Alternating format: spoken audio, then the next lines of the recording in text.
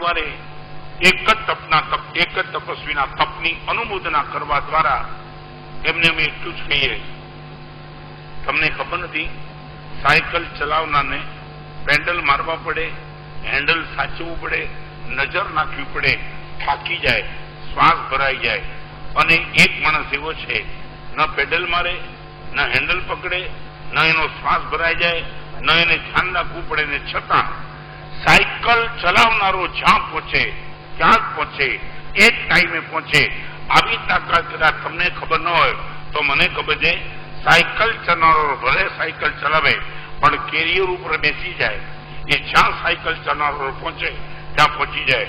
ફરી વાર કીધું, બીકેસીમાં આપણે બધા એટલા માટે આવવાનું છે, પન્યાજી મહારાજે તપની સાયકલ ચલાવી છે, આપણે કેરિયર ઉપર બેસી એ જ્યાં પહોંચ્યા ત્યાં પહોંચ્યા.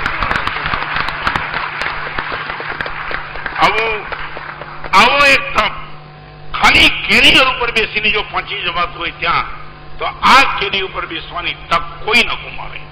એક જણા 100 જણને લઈ આવે. આવો ઇતિહાસ જુએ તો અમારે ત્યાં જુઓ સર્જન કરનારા કેવા હોય છે. તો સક્કડ શ્રી સંઘ આસ્તિક નાસ્તિક સજ્જન દુર્જન કોઈ પણ હોય એના આવતા રવિવારે કાંઈ પણ જાય, બધા જ રસ્તા રિક્ષા ડ્રાઈવરને ટેક્સી ડ્રાઈવરને પણ એમ કેવું પડે આજે બધા રસ્તા બીકેસી તરફ જઈ રહ્યા છે. આ વાતાવરણ આવતા રવિવારે આપણે સર્જીશું.